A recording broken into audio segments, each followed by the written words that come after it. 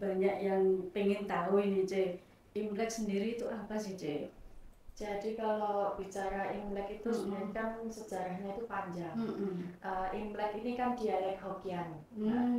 Apa itu, C? Sebenarnya Kami juga nggak iya, ngerti. jadi di Tiongkok sana itu kan banyak suku-suku juga ya. Nah, Hokkien itu salah satu suku yang paling banyak datang ke Indonesia pada waktu itu, karena kan yang paling dekat di selatan gitu ya.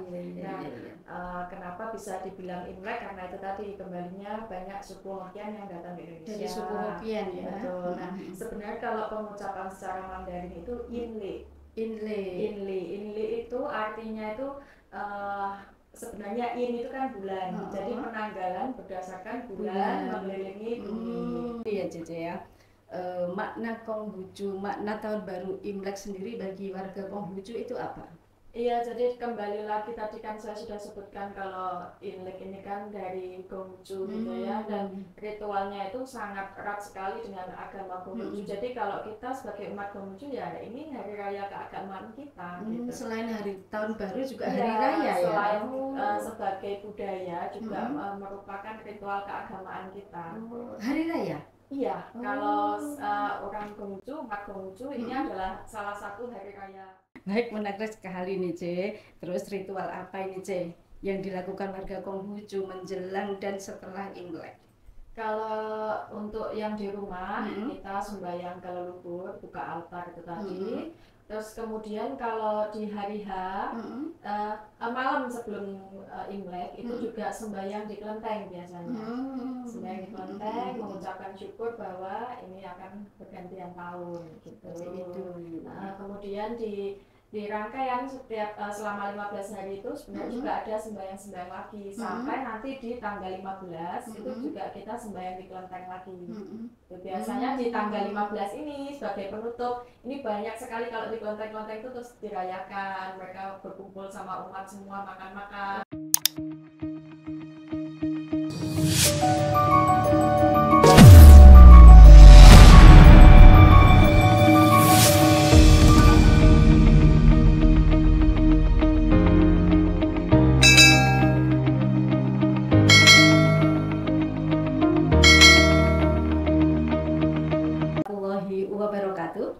WT Tongtian.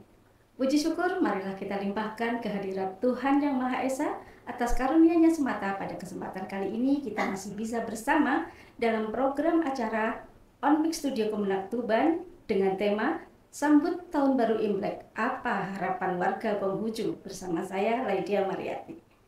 Besok hari Sabtu, tepatnya tanggal 10 Februari 2024 adalah Tahun Baru Imlek 2575 Kongzili, sebuah tahun baru untuk saudara kita umat Konghucu. Dan sudah hadir di tengah kita, beliau adalah sosok yang luar biasa, salah satu pegiat moderasi beragama di Kabupaten Tuban. Beliau juga anggota Gema Utama atau Generasi Muda Lintas Agama, anggota FPK Forum Pembauran Kebangsaan Kabupaten Tuban, Cece Meliawang. Apa kabar, Cece? Halo, baik. Sehat ya? Sehat. Makin cantik aja sih. Sama. Cece, banyak yang pengen tahu ini, C. Imlek sendiri itu apa sih, C? Jadi kalau bicara Imlek itu sebenarnya kan sejarahnya itu panjang. Imlek ini kan dialek Hokkien. Apa itu, C? Kami juga nggak ngerti. Jadi di Tiongkok sana itu kan banyak suku-suku juga ya. Nah, Hokkien itu salah satu suku yang paling banyak datang ke Indonesia pada waktu itu, karena kan yang paling dekat di selatan gitu ya. Kenapa bisa dibilang Imlek? Karena itu tadi kembalinya banyak suku Hokkien yang datang di Indonesia. Jadi suku Hokkien ya. Betul. Nah, sebenarnya kalau pengucapan secara Mandarin itu Inli itu artinya itu sebenarnya in itu kan bulan. Jadi penanggalan berdasarkan bulan mengelilingi bumi. Itu penanggalannya. Nah, kalau di Konghucu sendiri kenapa kok bisa Imlek ini apa sih buat orang Konghucu kan gitu ya? Atau non saya salah dulu. Imlek itu tadi karena lidah Indonesia jadi Imlek begitu? Bukan lidah Indonesia, jadi memang dialek Hokkien. Bahasa Hokkien itu memang Imlek, bacanya Imlek gitu ya. Siap. Jadi Inlik itu bisa ada sampai sekarang dirayakan oleh seluruh orang Tionghoa. Itu asalnya yang menentukan itu dari Gongju, Nabi Gongju gitu. Makanya kalau kita orang Gongju, kita nyebutnya Gongzili. Gongzili ya. Oh, Gongzili itu bacanya Gongzili, Masya Allah. Selama ini saya bilangnya juga Gongzili begitu ya, fasih dan medok gitu ya. Gongzili itu artinya penanggalan Gongzu gitu. Gongzili gitu ya, Gongzili, baik-baik. Jadi ini kalau saya lihat ini kan tahunnya lebih tua dari tahun Masehi. Betul. Kalau tahun Masehi kan 2024. Kalau ini 2575. Betul. Nah, itu bagaimana begitu? Nah, itu kembalinya dari tadi yang Nabi Agung Gongju kan sebagai yang menyarankan untuk kembali ke penanggalan sesuai dengan itu tadi Inlik itu tadi. Karena kalau dulu di Cina itu kan penanggalan itu terserah sama yang penguasanya, mau dinasti apa nanti rajanya yang menentukan. Nah, Nabi Gongju ini yang menyarankan kembali ke penanggalan dinasti Xia yang tahun barunya itu jatuh tepat di musim semi. Ini kalau kita lihat JJ 2500 ini ada selisih sekitar 500 tahun loh. Dan ini nggak sedikit gitu ya. Jadi itu tadi karena pada dinasti Han kan dia mengikuti saran dari Nabi Gongju kembali ke penanggalan dinasti Xia. Kalau melalui dinasti Xia itu kan ribuan tahun, terlalu banyak gitu ya. Jadi dipakailah tahun kelahiran Nabi Agung Gongju 551 sebelum Masehi ditambahkan dengan tahun dimulainya dinasti Han pada waktu itu sampai sekarang, makanya bisa 2575 itu. Saya malah kepingin melihat juga ini kenapa kok 2024 untuk Masehi kenapa bisa lebih muda dari Gongzili itu gitu ya. Memang kita akui aja ada sebuah hadis yang belajarlah tuntutlah ilmu sampai ke negeri Cina kan begitu ya. Berarti kan memang Cina itu lebih maju dari zaman dahulu pun Nabi sudah menyebut demikian begitu Nabi kita ya, Nabi Muhammad. Oke, C. Mau dilanjutkan lagi tadi penjelasannya? Sudah cukup? Cukup ya. Menyambut Imlek ini, tahun baru Imlek ini persiapannya apa aja? Kalau kita dari agama Konghucu, karena Konghucu itu panjang sebenarnya, ritualnya itu banyak. Jadi sebelum hari rayanya, sebelum Imlek itu kita mengadakan ritual ke leluhur. Jadi kita buka meja altar sembayangan kepada leluhur kita, mungkin kakek, nenek, ayah, kirim ibu doa gitu ya. Betul, yang sudah meninggal kita bersembahyang dengan sesaji-sesajinya itu. Boleh tahu sesajinya apa itu? Kalau untuk leluhur di rumah itu sembahyang itu kita biasanya selain ada buah dan makanan yang wajib ada, itu juga kita ada kue keranjang. Itu khasnya Imlek memang ya. Kue keranjang itu, dan kue keranjang ini sendiri kan melambangkan dia persaudaraan. Terus kalau dari bahasa Mandarinnya kue keranjang ini kan Niankao. Niankao itu harapan bahwa di tahun-tahun yang akan datang akan semakin tinggi. Jadi mungkin menganut filosofi keranjang ini ya selalu bergandengan dengan lainnya sehingga membentuk satu kesatuan begitu ya mungkin ya yang diartik. Saya juga belum ngerti kue keranjang itu seperti apa. Tadi saya dari rumah bawakan ini kue keranjang. Oh iya, teman-teman semua bisa tahu ini. Ya, yang Masya Allah. Oh ini namanya kue keranjang. Saya kira keranjang Kue keranjang ini kan saya kira berbentuk keranjang, bayangan saya kayak apa itu yang kue dari itu. Ini kalau kami menyebutnya jenang Iya, dodol ya. Kalau orang bilang. Masya Allah. Jadi jangan salah paham ya, namanya kue keranjang itu begini, bukan kue keranjang. Terima kasih Cece udah dibawain kue keranjang. Terima kasih. Icip sendiri. Siap. Ini bikin sendiri atau bagaimana? Oh enggak, ini dari Tangerang. Oh gitu. Karena Cece ini pinter sekali bikin kue gitu ya, saya pelanggan setianya itu ya. Terus lanjut lagi ke ini ya Cece ya. Makna Konghucu, makna tahun baru Imlek sendiri bagi warga Konghucu itu apa? Iya, jadi kembali lagi tadi kan saya sudah sebutkan kalau Imlek ini kan dari Konghucu gitu ya, dan ritualnya itu sangat erat sekali dengan agama Konghucu. Jadi kalau kita sebagai umat Konghucu ya ini hari raya keagamaan kita gitu. Selain hari tahun baru juga Iya, hari raya ya. selain sebagai budaya juga merupakan ritual keagamaan kita. Hari raya. Iya, kalau orang Konghucu, umat Konghucu ini adalah salah satu hari raya umat Konghucu. Selain gitu. Inle tadi ya bacanya. Imlek, ya, Inle. Saya mencoba ini Inle ya. Iya, Hari Inle. raya Inle ini apakah selain hari raya Inle ini ada hari raya lain lagi? Kalau untuk hari raya keagamaan itu kan banyak ya, masih ada yang mungkin kelahiran Nabi, terus kemudian ada juga sembahyang persaudaraan, terus untuk yang cimbing ke kuburan itu banyak Semuanya sekali hari sebenarnya. raya ya. Iya, itu kan baik, termasuk baik. hari-hari keagamaan kita gitu. Makanya kami sendiri tuh sering bingung, ini tahun baru Imlek. Maaf ya karena memang nggak ngerti. Iya. Ini apa hari raya Imlek? Kadang udah nyebut hari raya. Seperti saya tadi, saya berkali-kali lihat kalender, ini hari raya atau tahun baru begitu. Takut pengucapannya salah karena kita juga sama-sama nggak ngerti masalahnya ya, Ce. Iya, jadi memang kan karena Tionghoa ini kan, Tiongkok ini kan sejarahnya ribuan tahun. Jadi antara agama dan budaya itu sudah menyatu. Iya, betul, Ce, betul. Ada lagi nih, Ce, kenapa Imlek ini kok nuansanya merah? Ini saya sengaja nih mengimbangi Cece yang cantik. Saya pulang nih pemirsa. Jadi kalau di Tiongkok, orang Tionghoa itu merah itu melambangkan kebahagiaan. Terus biasanya juga ada emas-emasnya, warna emas, merah itu juga melambangkan kemakmuran. Dan kita di tahun baru, menyambut tahun baru ini, kita nggak boleh pakai baju putih atau hitam. Oh, kenapa, Ce? Ya karena itu kan melambangkan berduka gitu ya. Ini bagaimana, Ce? Belum. Kalau ini kan belum memasuki Imlek ya. Siap. Ini pengetahuan lagi, Ce.